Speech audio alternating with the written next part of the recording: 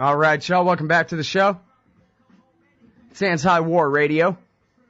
I'm Scott Horton, and our next guest on the show today is Dr. Ron Paul. He represents District 14 down on Texas Gulf Coast, and he's running for President of the United States, tied for first in Iowa, doing a really strong second place in New Hampshire, at least last I saw. He's got a great archive of articles and speeches at LouRockwell.com and at original.antiwar.com/Paul. A lot of great foreign policy pieces there going back to at least 2002, maybe before that. And his latest book is called Liberty Defined, which is excellent, and I highly recommend it. Welcome back to the show, Dr. Paul. How are you? Thank you, Scott. I'm doing well. Thank you. I'm very happy to hear that, and I really appreciate you making time for us on the show today. And I'll try to make this quick because it's more of a statement than a question, but I wanted to explain why it is that your run for president is so important to me, and I know I speak for a lot of people about this as well. You may remember the old right author Garrett Garrett. I believe it's in The People's Pottage, where he complains that the American people have never had the opportunity to choose between republic and empire. It's always either Wilkie versus FDR or Dewey versus Truman or, say, McCain versus Barack Obama. And the American people never really had a choice to choose our path here. And that's what you represent to me, is now for the second time, peace and liberty and a constitutional republic and a sound economy on a silver platter for the taking if the American people will just take it. And I am so appreciative of that.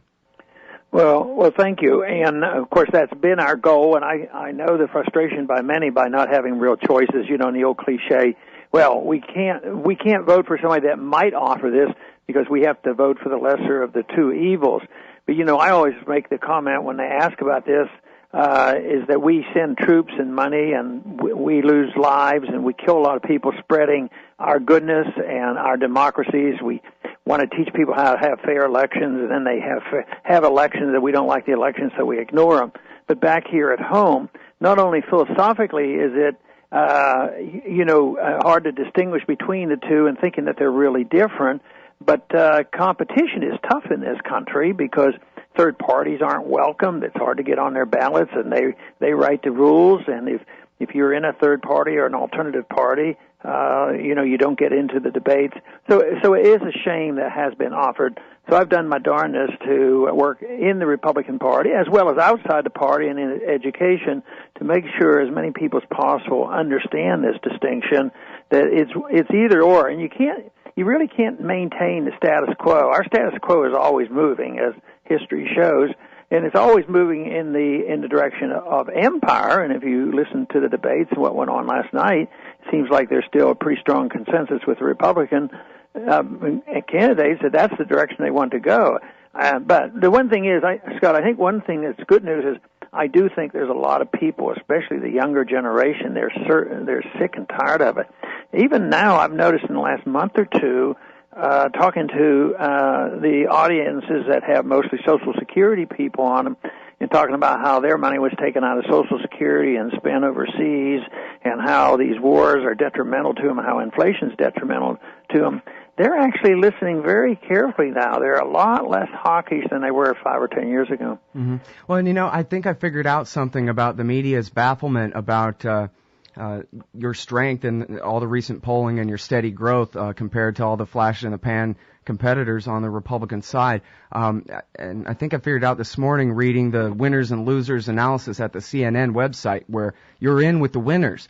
But in their lack of understanding, they say, well, but the best he could do, though, even though he was really strong, would be to appeal to independents and Democrats who maybe might cross over and help support him.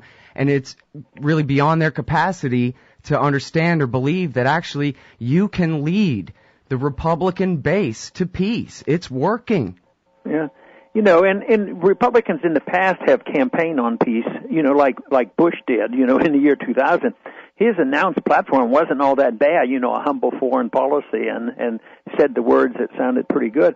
But the other thing they're not quite recognizing, they see the Republican Party as being a fixed number of people, and they all endorse these issues. But if you go to New Hampshire, the largest registration are independents. And there are a lot of vote in the Republican primary, and I think that's where we're making great inroads. We're doing real well with traditional Republicans, but we're also stirring it up with the independents that will decide the election. Same thing in Iowa. You can even be a Democrat in Iowa and show up at a Republican caucus, and it's sort of working in our benefit this year because there's no Democratic contest. And therefore, if people want to make their vote count, they can come over and vote in the Republican primary. And because of the frustration, and because they're starting to look at what I've been saying for years, I think they're looking more carefully now, and I think that's good. Mm-hmm.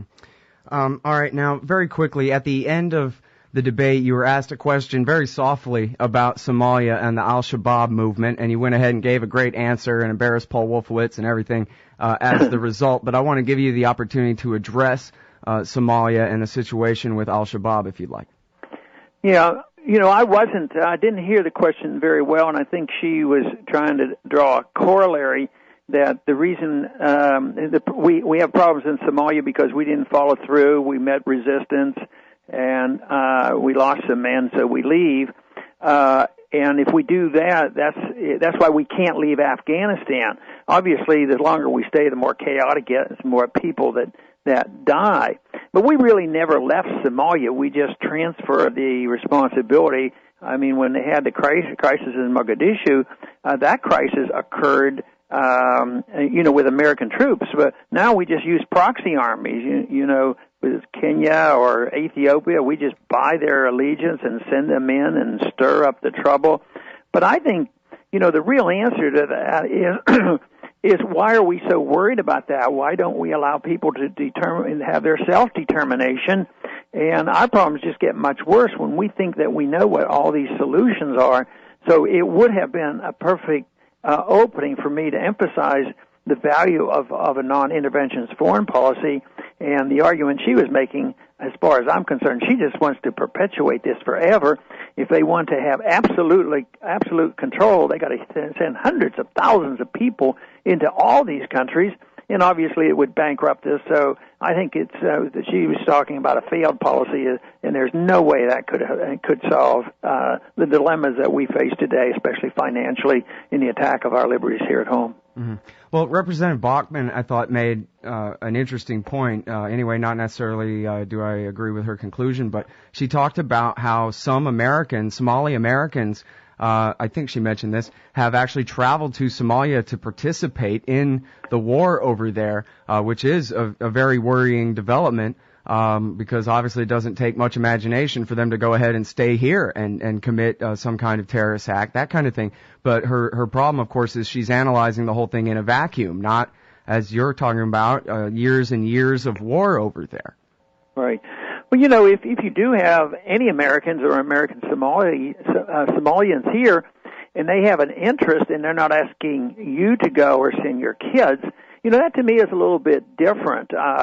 If they want to be involved, but it doesn't seem to happen that way because too often there'll be prohibitions against that. If you go as a private citizen and start getting involved, too often our State Department will frown on that. But it's the use of force, especially government force, that tells us that we have to use our money and our young people to go over and determine exactly what should evolve. And then their argument always is, well, if we don't do it, just think of the opposition. Who else is going to come in there? The Chinese are going to come in. The Russians will come back in there. But the whole irony of this is we're over there in these various countries, including Afghanistan and our foreign policy against Iran. This is helping China. We're driving people toward China. China doesn't waste all their money and lives. They're over there. They're acting like capitalists. They're investing in these countries. So this whole idea that it's fearful that they would use their military to take over, I think they've learned a new trick, and I think they learned it from us, and unfortunately we have forgotten about how capitalism actually works. Yeah, afraid so. Well, we're going to learn one way or another, aren't we? Right. All right, well, we're already a little bit over time. I want to thank you so much for giving us a little bit of time today, sir. Great to talk to you, Scott. Everybody, that is the heroic Dr. Ron Paul, author of Liberty Defined and a ton of great articles at antiwar.com and LouRockwell.com. He's running for president of the United States right now.